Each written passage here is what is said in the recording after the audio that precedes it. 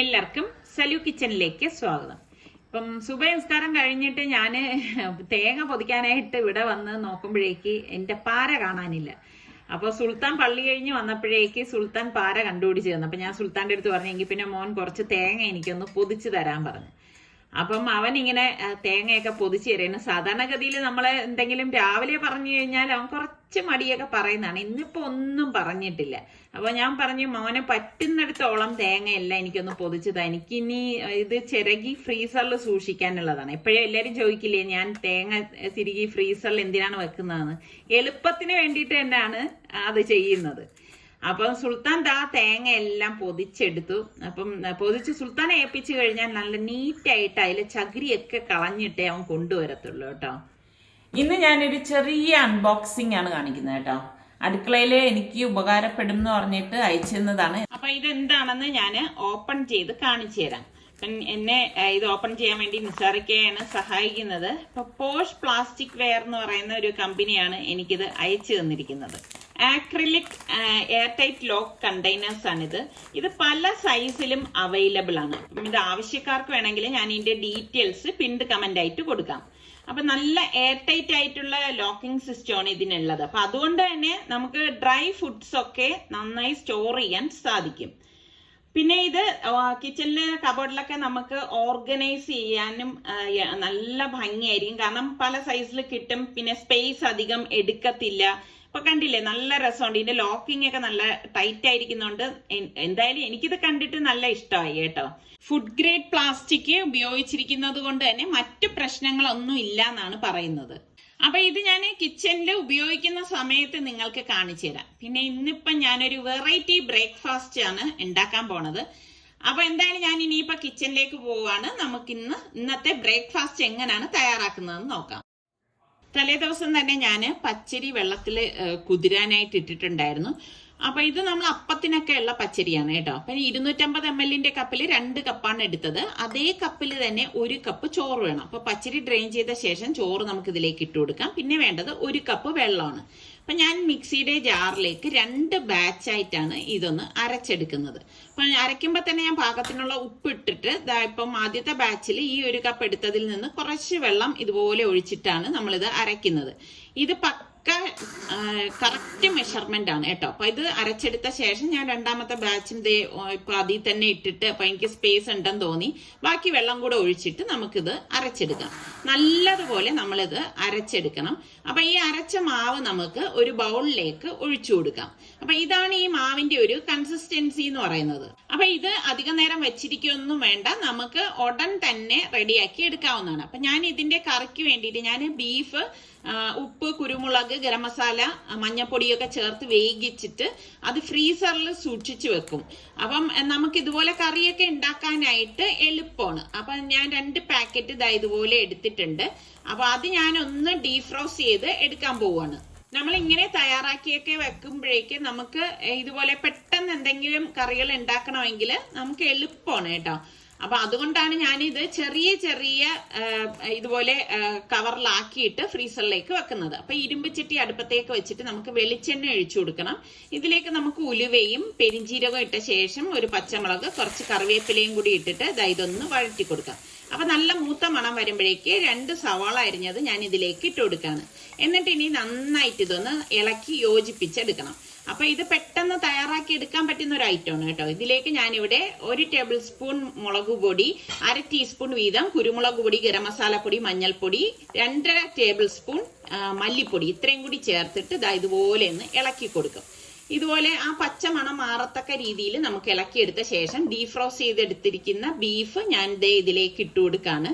ഇട്ട് കൊടുത്തിട്ട് നമുക്ക് ഇതെല്ലാം ചേർത്തിട്ട് ഇളക്കി കൊടുക്കാം. ബീഫ് ഞാൻ എടുത്തതിൽ നിന്ന് പകുതി മാത്രമേ ഇതിലേക്ക് ചേർക്കുന്നുള്ളൂ കേട്ടോ. കാരണം ഞാൻ എപ്പോഴും പറയത്തില്ലേ, സുൽത്താനെ കുറച്ച് ഡ്രൈ ആയിട്ട് എടുക്കുന്നതാണ് ഇഷ്ടം. അപ്പൊ ഇതിപ്പോ നമുക്കൊരു മസാല പോലെ എടുക്കാൻ വേണ്ടിയിട്ടാണ് ഞാൻ ഇളക്കി എടുത്തത്. ഇത്ര മാത്രമേ ഉള്ളൂ. അപ്പൊ നമ്മളുടെ ബീഫ് മസാല റോസ്റ്റ് റെഡി ആയിട്ടുണ്ട്. എളുപ്പത്തിൽ എളുപ്പമല്ലേ തയ്യാറാക്കിയെടുക്കാൻ. അപ്പൊ ഇതേ ഇരുമ്പച്ചട്ടിയിൽ തന്നെ ഞാൻ വീണ്ടും 1 ടേബിൾ സ്പൂൺ വെളിച്ചെണ്ണ ഒഴിച്ച് പെരിഞ്ജീരകം, വറ്റൽമുളക്, കുറച്ച് കറിവേപ്പില ഇട്ട ശേഷം ഇപ്പം ബാക്കി വെച്ചിരിക്കുന്ന പകുതി ബീഫ് ഉണ്ടല്ലോ അതും കൂടി ഇതിലേക്ക് ഇട്ടിട്ട് ഒന്ന് റോസ്റ്റ് ചെയ്തെടുക്കും കേട്ടോ. അതായത് ഒന്നുകൂടി ഒന്ന് മൂപ്പിച്ചെടുക്കും, കരിമുരാന്നുള്ളൊരു പരുവത്തിലാക്കി എടുക്കും. ഈ ഒരു ടൈപ്പാണ് സുൽത്താൻ ഇഷ്ടം. അപ്പൊ അതും ഒന്ന് റെഡി ആയിട്ടുണ്ട്. അപ്പൊ അത് ഞാൻ ഒരു പ്ലേറ്റിലേക്ക് മാറ്റുവാണ്. അപ്പൊ ബീഫൊക്കെ കിട്ടുന്ന അവസരങ്ങളിൽ നിങ്ങൾ ഞാൻ പറഞ്ഞതുപോലെ റെഡിയാക്കി വെക്കുകയാണെങ്കിൽ എളുപ്പം നമുക്ക് തയ്യാറാക്കി എടുക്കാൻ പറ്റും. അപ്പം ഞാൻ ഇനിയിപ്പം നമ്മളുടെ പലഹാരം ഉണ്ടാക്കാൻ പോവാണ്. ചീനിച്ചട്ടിയിലേക്ക് ഞാൻ പാകത്തിനുള്ള വെളിച്ചെണ്ണയാണ് ഒഴിച്ചു കൊടുക്കുന്നത്. ഒഴിച്ചു കൊടുത്ത ശേഷം നമ്മളുടെ മാവ് കണ്ടോ, അത് ഞാൻ ഇതുപോലെ ഒന്ന് കോരി ഒഴിക്കും. ഓരോ തവി വീതമാണ് മാവ് കോരി ഒഴിക്കുന്നത്. കോരി ഒഴിച്ചിട്ട് നമ്മൾ ഇളക്കി ഒന്നും ചെയ്യരുത്, അത് താനേ പൊങ്ങി വരും. കണ്ടോ, ഈ ഒരു രീതിയിൽ ഇത് വരും. അപ്പൊ മുട്ട സുർക്കയാണ് ഞാൻ തയ്യാറാക്കിയത് കേട്ടോ. ഇതിനു മുൻപ് ഞാൻ മുട്ട സുർക്ക ഉണ്ടാക്കുന്നതിന്റെയൊക്കെ വീഡിയോ ഇട്ടിട്ടുണ്ടായിരുന്നു. ഇപ്പൊ ഒരുപാട് നാളിന് ശേഷമാണ് ഞാൻ വീണ്ടും ഇത് തയ്യാറാക്കുന്നത്, മുട്ട ചേർക്കാത്ത മുട്ട സുർക്ക. അപ്പൊ അത് ഒരു സൈഡ് റെഡിയാകുമ്പോൾ ഇതുപോലെ മറിച്ചിട്ട് കൊടുക്കണം. അത് കുറച്ച് നേരം നമ്മളൊന്ന് വെയിറ്റ് ചെയ്യണം, എങ്കിൽ മാത്രമേ അതിന്റെ ഉൾഭാഗമൊക്കെ വെന്ത് കിട്ടത്തുള്ളൂ. അപ്പൊ ശരിക്കും പറഞ്ഞാൽ നല്ല സായിപ്പ് കുട്ടനെ പോലെ ഇരിക്കുന്നത് മുട്ട സുർക്ക. അപ്പൊ നമ്മൾ എടുക്കുന്ന പച്ചരിയുടെ കളറിനെയൊക്കെ ഡിപ്പെൻഡ് ചെയ്തിരിക്കും മുട്ട സുർക്കയുടെ ആ ഒരു കളർ എന്ന് പറയുന്നത്. അപ്പൊ ഇത്രയേ ഉള്ളൂ സംഭവം. നമുക്കിത് എണ്ണയിൽ നിന്ന് മാറ്റാം. കണ്ടാൽ നെയ്യപ്പത്തിന്റെയൊക്കെ ഒരു വകഭേദം എന്ന് തന്നെ പറയാം. അപ്പൊ അടുത്ത തവി മാവ് നമുക്ക് ഇതുപോലെ തന്നെ കോരി ഒഴിച്ച് ഇതിനൊന്ന് പൊരിച്ചെടുക്കാം. കണ്ടാ, എളുപ്പമാണ്. അപ്പൊ ഞാൻ പറഞ്ഞ മെഷർമെന്റ് കറക്റ്റ് മെഷർമെന്റ് ആണ്. ആ രീതിയിൽ തന്നെ നിങ്ങളൊന്ന് ട്രൈ ചെയ്ത് നോക്കിയിട്ട് എങ്ങനെയുണ്ടെന്നുള്ളത് ഫീഡ്ബാക്ക് എനിക്ക് തരണം കേട്ടോ. അപ്പൊ പച്ചരി കുതിർക്കുമ്പോ കുറഞ്ഞത് ഒരു 4 മണിക്കൂറെങ്കിലും കുതിർത്ത ശേഷമേ അരച്ചെടുക്കാവൂ. അത് ഇമ്പോർട്ടന്റ് ആയിട്ടുള്ള ഒരു കാര്യമാണ് കേട്ടോ. അപ്പൊ ഒട്ടും എണ്ണ കുടിക്കുക ഒന്നും ചെയ്യത്തില്ല. അപ്പം നമ്മളുടെ മുട്ട സുർക്ക ഓരോന്നും ഈ ഒരു രീതിയിൽ തന്നെ നമുക്ക് പൊരിച്ചെടുക്കാൻ സാധിക്കും. സാധാരണ നമ്മളുടെ തിരുവനന്തപുരം സൈഡിലൊന്നും ഇങ്ങനെ മുട്ട സുർക്ക എന്ന പലഹാരം ഇല്ല. ഞാൻ കൂടുതൽ മലപ്പുറം, കണ്ണൂര് അവിടെയൊക്കെയാണ് ഈ പലഹാരം കഴിച്ചിട്ടുള്ളതും കണ്ടിട്ടുള്ളതും. അപ്പൊ ഇപ്പം പലരും എന്നെ പോലെ ഇവിടെയും ഉണ്ടാക്കി നമ്മുടെ തിരുവനന്തപുരത്തും ഇതൊരു സ്പെഷ്യൽ ആക്കിക്കൊണ്ടുവരാണ്. അപ്പൊ മുട്ട സുർക്കയും ബീഫ് റോസ്റ്റും ബീഫ് ഡ്രൈ റോസ്റ്റും അടിപൊളി ടേസ്റ്റ് ആണ്. അപ്പൊ ഈ രീതിയിൽ ട്രൈ ചെയ്യാതെ ആരെങ്കിലും ഉണ്ടെങ്കിൽ നിങ്ങൾ ട്രൈ ചെയ്ത് നോക്കിയിട്ട് ഫീഡ്ബാക്ക് തരണം കേട്ടോ. അപ്പൊ ഇതിന്റെ ഉൾഭാഗം ഞാൻ കാണിച്ചു തരാം. നല്ല ചൂടാണ് കേട്ടോ, അത് കാരണം ഇങ്ങനെ മുറിച്ചെടുക്കാൻ ഭയങ്കര പ്രയാസമുണ്ട്. ശരിക്കും നമ്മൾ ഈ അപ്പമൊക്കെ ഉണ്ടാക്കത്തില്ലേ, ആ ഒരു ടെക്സ്ചർ തന്നെയാണ് നമുക്ക് കിട്ടുന്നത്. നല്ല ടേസ്റ്റ് ആണ്. ഇനി ഇതിൽ നമുക്ക് പഞ്ചസാര വേണമെങ്കിൽ പഞ്ചസാരയും ചേർത്ത് കൊടുക്കാം കേട്ടോ. അങ്ങനെ ഇപ്പൊ രാവിലെ തന്നെ നമ്മൾ കാപ്പിയൊക്കെ കഴിക്കുകയാണ്. അപ്പൊ രാവിലെ തന്നെ നമുക്കൊരു അത്യാവശ്യ കാര്യമായിട്ട് പുറത്തു പോകേണ്ടതുള്ളത് കൊണ്ടാണ് എല്ലാം തദ്ഗതിയിൽ ചെയ്തു തീർത്തത്. അപ്പൊ നിസാറിക്ക പറയുന്നുണ്ട്, രാവിലെ തന്നെ എന്റെ അടുത്ത് പറയുന്നുണ്ട്, പെട്ടെന്ന് ഇറങ്ങുന്നത്. നമ്മൾ ഈ വീട്ടിലുള്ള ജോലിയൊക്കെ ഒതുക്കിയ ശേഷമല്ലേ ഇറങ്ങുന്നത്. അപ്പം നിസാറിക്ക വഴക്ക് പറയുന്നുണ്ട്, നമുക്കിപ്പം ഒരിടത്തുനിന്ന് ഒരു അപ്പോയിന്റ്മെന്റ് കിട്ടിക്കഴിഞ്ഞാൽ ആ ഒരു ടൈമിൽ നമ്മൾ എത്തിയില്ലെങ്കിൽ ബുദ്ധിമുട്ടാവുന്നു. ഞാനാണെങ്കിൽ എന്നാൽ കഴിയണ മാക്സിമം രീതിയിൽ സ്പീഡിൽ ഓരോന്ന് ജോലി ഒതുക്കി വെച്ചിട്ടാണ് ഇറങ്ങാൻ നോക്കുന്നത്. എവിടെ പോണെങ്കിലാണെങ്കിലും ഞാൻ നമ്മളുടെ വീട്ടിലെ ജോലികൾ ഒന്ന് ചെയ്തിരിക്കുന്ന ജോലി ഒന്ന് നീറ്റായിട്ട് ഒതുക്കി വെച്ച ശേഷം മാത്രമേ ഞാൻ ഇറങ്ങത്തുള്ളൂ. അല്ലെങ്കിൽ എന്താന്ന് വെച്ചാൽ പിന്നെ മനസ്സിലാകെ ഒരു അങ്കലാപ്പായിരിക്കും. തിരിച്ചു വന്നിട്ട് നമ്മൾ വേണ്ട ഇതൊക്കെ ഒന്ന് ചെയ്തെടുക്കാനായിട്ട്. നോർക്കയിൽ നമുക്ക് 10നും 11നും ഇടയ്ക്കാണ് അപ്പോയിന്റ്മെന്റ് കിട്ടിയിരിക്കുന്നത്. അപ്പൊ അതുകൊണ്ടാണ് ധൃതിയിൽ നമ്മൾ ഇറങ്ങിയത്. സൽമാന്റെ ഡിഗ്രി സർട്ടിഫിക്കറ്റ് എംബസിയുടെ UAE എംബസിയുടെ അറ്റസ്റ്റേഷനിൽ അപ്പോയിന്റ്മെന്റ് കിട്ടിയിരിക്കുന്ന സമയമാണ്.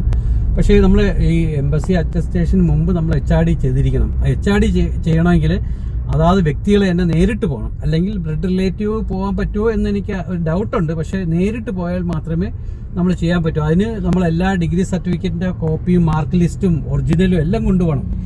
ഏതിന്റെ സർട്ടിഫിക്കറ്റാണ് എടുക്കുന്നതെങ്കിൽ അതിന് മുമ്പ് പഠിച്ചതിന്റെ എല്ലാത്തിന്റെയും മാർക്ക് ലിസ്റ്റും സർട്ടിഫിക്കറ്റും കൊണ്ടുപോകണം. അല്ലെങ്കിൽ അവരെല്ലാം ചോദിക്കും, അതിന് വേണ്ടി വേണമെങ്കിൽ നിരസിക്കാം.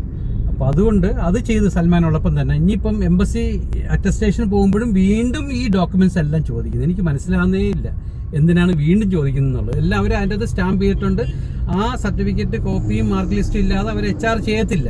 അത് ചെയ്തിട്ട് വീണ്ടും എംബസിയിൽ പോകുമ്പോൾ അത് വേണമെന്നാണ് പറയുന്നത്. എന്തായാലും നമുക്ക് ഇന്ന് അപ്പോയിന്റ്മെന്റ് കിട്ടി. ഞാൻ ഇന്ന് അങ്ങോട്ട് പോവുകയാണ്. പോയിട്ട് കൊടുത്ത ശേഷം അതിന്റെ വിശേഷങ്ങൾ പറയാം. ഇവിടുത്തെ ഡ്രൈവിംഗ് ഒക്കെ അടിപൊളി ഡ്രൈവിംഗ് ആണ് സർ.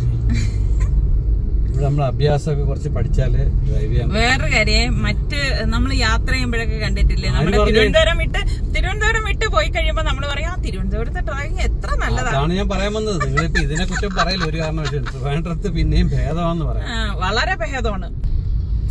അങ്ങനെ നമ്മൾ നോർക്കയുടെ ഓഫീസിന് മുന്നിൽ വരാൻ വേണ്ടിയിട്ട് റൗണ്ട് അബൌട്ട് ചെയ്യാണ്. ഇതാണ് തക്കാടാണ് നമ്മുടെ ഈ നോർക്ക സെന്റർ സ്ഥിതി ചെയ്യുന്നത്.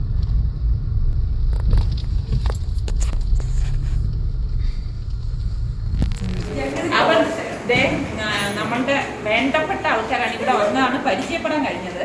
ഇവര് നോർക്കയിൽ വന്ന് വിളിച്ചിട്ട് വന്നപ്പോഴാണ് എനിക്ക് മനസ്സിലായത്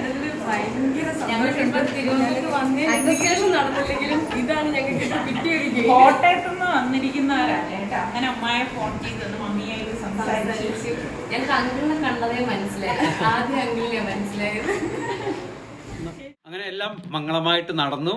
സാധാരണ ഇതുപോലുള്ള ഓഫീസുകളിലൊക്കെ പോയി കഴിഞ്ഞാൽ 1-2 പ്രാവശ്യം നമ്മൾ അങ്ങോട്ടും ഇങ്ങോട്ടും നടത്തിക്കും. എന്തായാലും ഇവിടെ അങ്ങനെ ഒന്നും സംഭവിച്ചില്ല. അതിന് കാരണം എന്ന് വെച്ച് കഴിഞ്ഞാൽ ഞാൻ ആ സൈറ്റിൽ പോയിട്ട് എന്തൊക്കെ ഡോക്യുമെൻറ്റ്സ് കൊണ്ടുപോകണമെന്നൊക്കെ നേരത്തെ കണ്ടുവച്ചിരുന്നു. അതുകൊണ്ട് വലിയ ബുദ്ധിമുട്ടൊന്നും ഉണ്ടായില്ല. അപ്പോൾ നിങ്ങൾ ചെയ്യേണ്ട കാര്യം എന്ന് വെച്ച് കഴിഞ്ഞാൽ ഈ ആപ്ലിക്കേഷൻ ഓൺലൈനിൽ തന്നെ ഫില്ല് ചെയ്യുമ്പോൾ തന്നെ അതിൻ്റെ ഒരു പ്രിൻ്റ് ഔട്ട് എടുത്ത് വെച്ചേക്കണം. പിന്നെ എല്ലാ സർട്ടിഫിക്കറ്റിൻ്റെയും ഒരു എക്സ്ട്രാ കോപ്പിയും കയ്യിൽ വെച്ചേക്കണം. അപ്പോൾ അത് കാരണം എനിക്ക് വലിയ ബുദ്ധിമുട്ടൊന്നും ഉണ്ടായില്ല. അപ്പോൾ എന്തായാലും ഇനി എനിക്ക് എല്ലാം സബ്മിറ്റ് ചെയ്തു. ഇനി അവർ നമ്മളെ പോസ്റ്റൽ അഡ്രസ്സിൽ വീട്ടിലേക്ക് അയച്ചു തരും. ഇനി നമ്മൾ പോണത് സമീറ പറഞ്ഞില്ലേ വന്നപ്പോൾ, നേരത്തെ പറഞ്ഞില്ലേ എനിക്ക് ഒരു ആവശ്യം ഉണ്ടെന്ന്, അങ്ങനെ അവിടേക്കാണ് പോണത്. ഞാൻ ഇതിനു മുൻപ് പറഞ്ഞിട്ടുള്ളതാണ് മൺചട്ടി എവിടെ നിന്ന് വാങ്ങിച്ചെന്നൊക്കെ പലരും ചോദിക്കാറുണ്ട്. അപ്പം അവര് ഉണ്ടാക്കിയ ആ ഒരു ഇവിടെ നിലമ്പൂരിലല്ലേ, നിലമ്പൂരില് നമ്മളുടെ അവരുണ്ടാക്കുന്ന ആ ഒരു സ്ഥാപനം കാണിച്ചിട്ടുണ്ട്. ഇപ്പൊ തക്കാട് ഗാന്ധി ഭവനില് ഇവര് വന്നിട്ടുണ്ടെന്ന് എന്നെ വിളിച്ചു പറഞ്ഞു കേട്ടാ. അപ്പം മൺചട്ടി കാണാനായിട്ട് നമ്മൾ വന്നതാണ്. എനിക്കാണെങ്കിൽ ഭയങ്കര ത്രില്ലാണ് കേട്ടോ. കാരണം ചട്ടികളോടും പാത്രങ്ങളോടും എനിക്ക് അത്രത്തോളം പ്രിയമാണ്. എനിക്ക് ഡ്രസ്സിങ്ങിനൊന്നും അത്ര വലിയ ഒരു പ്രിയവും ഭയങ്കര ഒരു താല്പര്യമൊന്നുമില്ല. പക്ഷെ ഇതുപോലെയുള്ള പാത്രങ്ങൾ കാണാനും ചട്ടി കാണാനും ഒക്കെ എനിക്ക് ഇഷ്ടമാണ്. അങ്ങനെ ഇപ്പൊ ഞങ്ങൾ അതാ അവിടെ എത്തി. കണ്ടെടുത്ത് തന്നെ വീണ്ടും കണ്ടെത്തി. നമ്മുടെ വിജയകുമാരി അറിയാലോ, ഞാന് നിലമ്പൂര് പോയപ്പോഴേക്ക് വിജയകുമാരി ആ സ്ഥലത്തിന്റെ പേര് പറയാൻ അരുവാക്കോട്. എനിക്ക് സ്ഥലം എനിക്ക് പറയാൻ അറിയത്തില്ല. ഇവിടെ വന്ന് ഇതുപോലെ നമ്മള് ചട്ടി അന്ന് അകത്തായിരുന്നല്ലേ വാങ്ങിച്ച് പോയ ശേഷമാണ് ഞങ്ങള് നിലമ്പൂർ എത്തിയപ്പോഴേക്ക് വിജയകുമാരി വിളിച്ച് ഞങ്ങൾ അങ്ങനെ വിജയകുമാരിയുടെ ആ ഒരു എന്ത് പറയുന്നു നമ്മൾ ഇതുണ്ടാക്കുന്ന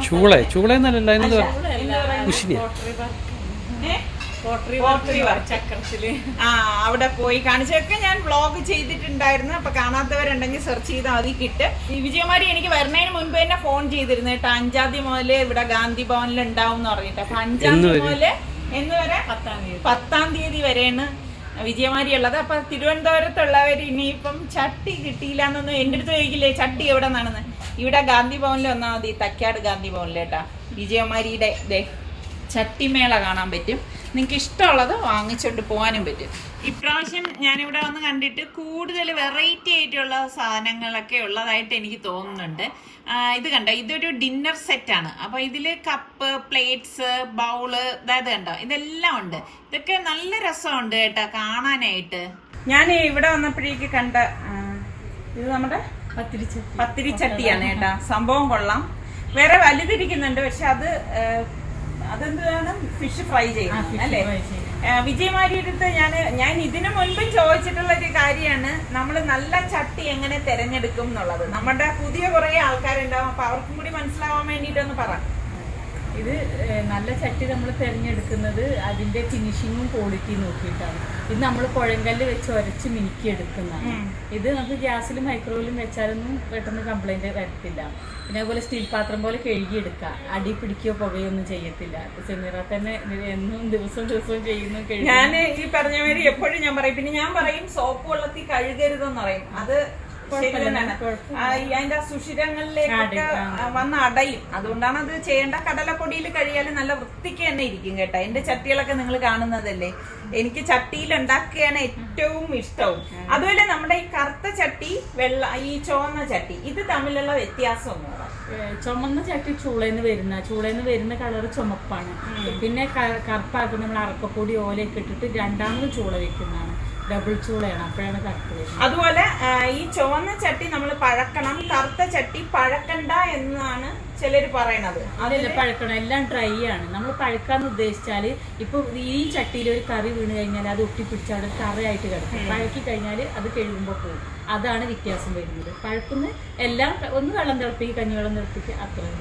ഞാൻ ഇവിടെ വന്ന് കണ്ടപ്പോഴേക്കും എനിക്ക് കുറേ ഇഷ്ടപ്പെട്ട ചട്ടികളൊക്കെ ഉണ്ടായിരുന്നു. പക്ഷെ അതൊക്കെ എൻ്റെ കയ്യിലുണ്ടായിരുന്നു. എന്നാലും എൻ്റെ കയ്യിൽ ഇല്ലാത്ത ഐറ്റംസ് ഞാൻ വാങ്ങി. അപ്പൊ ഞാൻ ഇതാ അത് എടുത്ത് വെച്ചിട്ടുണ്ട്. പിന്നെ വിജയകുമാരി എനിക്കൊരു ഡിന്നർ സെറ്റ് എനിക്ക് വേണ്ടി ചെയ്ത് കൊണ്ടുവന്നു. എനിക്ക് ഭയങ്കര സന്തോഷമുണ്ട്. ആദ്യത്തെ കസ്റ്റമറാണ് സെമിയർത്ത. അല്ല, ഇത് അറിഞ്ഞിരുന്നെങ്കിൽ ഞാൻ അവിടെ വരത്തില്ലേ. അത് ശരിക്കും പറഞ്ഞാൽ ഭയങ്കര ഒരു ഞെട്ടല് തന്നെയാണ് കേട്ടോ. ഫസ്റ്റ് കസ്റ്റമർ ഞാനാണെന്ന് പറയുമ്പോ വിജയകുമാരിക്ക് നല്ല കച്ചവടം നടന്നിട്ട് പോട്ടെ എന്നാണ് ഞാൻ പ്രാർത്ഥിക്കുന്നത്. അപ്പം 5-ാം തീയതി മുതൽ 10-ാം തീയതി വരെ വിജയകുമാരി നമ്മളുടെ ഇവിടെ തക്കാട് നമ്മളുടെ സംഗീത കോളേജിന്റെ ഓപ്പോസിറ്റാണ് ഈ ഗാന്ധി ഭവൻ ഉള്ളത്. ഇവിടെ നിങ്ങൾ വന്നു കഴിഞ്ഞാൽ നിങ്ങൾക്ക് ഇഷ്ടമുള്ള ടൈപ്പിലുള്ള ചട്ടികൾ കിട്ടും. ആദ്യം വരുന്നവർ വാങ്ങിയിട്ട് പോയി കഴിഞ്ഞാൽ പിന്നെ കിട്ടില്ലല്ലേ. അങ്ങനെ സാധനങ്ങളെല്ലാം വാങ്ങി. അപ്പം ഇത് സൂക്ഷിച്ച് നമ്മൾ കൊണ്ടുപോകണം, കാരണം ചട്ടിയല്ലേ, അപ്പൊ പൊട്ടാതെ വെക്കാൻ കെയർ ചെയ്തൊക്കെ എല്ലാം വെച്ചു. അപ്പം ഇനി ഇതുപോലെ വരുന്ന അവസരങ്ങളിൽ നമുക്ക് കാണാമെന്ന് പറഞ്ഞുകൊണ്ട് ഞങ്ങൾ രണ്ടുപേരും എന്താ പിരിയാണ്. അപ്പൊ ഇതൊക്കെ തന്നെയാണ് നമ്മളുടെ ഇന്നത്തെ വിശേഷങ്ങൾ എന്ന് പറയുന്നത്. അപ്പൊ നിങ്ങൾക്ക് എല്ലാവർക്കും ഇന്നത്തെ റെസിപ്പിയും നമ്മളുടെ വ്ളോഗും ഇഷ്ടമായെന്ന് വിശ്വസിക്കുന്നു. പിന്നെ സബ്സ്ക്രൈബ് ചെയ്യാത്ത ആരെങ്കിലും ഒക്കെ ഉണ്ടെങ്കിൽ ഇഷ്ടപ്പെട്ടാൽ ഒന്ന് സബ്സ്ക്രൈബ് ചെയ്യണേ. അടുത്ത നല്ല റെസിപ്പിയോ വ്ളോഗായിട്ടൊക്കെ കാണുന്നത് വരെ എല്ലാവർക്കും ബൈ.